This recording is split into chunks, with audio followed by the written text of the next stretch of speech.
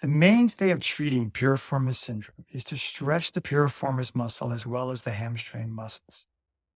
And for specific exercises that work really well to heal piriformis syndrome, physical therapy can also be very helpful for piriformis syndrome because, in addition to the therapist working one on one with the patient to learn and guide the therapeutic exercises, a therapist can use their passive modalities such as soft tissue massage, myofascial release, ice, deep heat, ultrasound, to electrical stimulation to help release the piriformis muscle.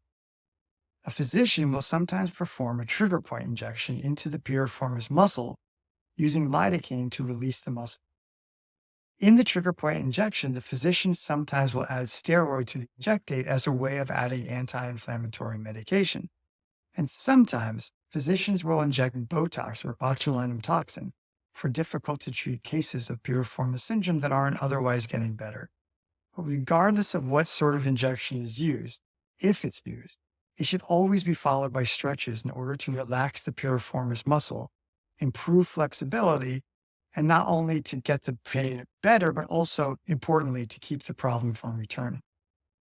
Another important point is that in many, if not most people with piriformis syndrome, either as a contributing underlying cause to the syndrome in the first place, or as a result of the pain in the second place, the hip abductors become weaker and then contribute to the problem.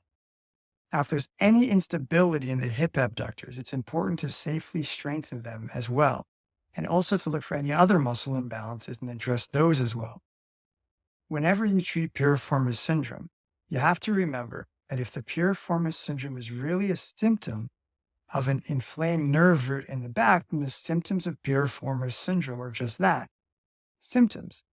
And even the most diligent workup of the symptoms can sometimes lead to the wrong working diagnosis. And this is really important for doctors and patients, frankly, to keep in mind.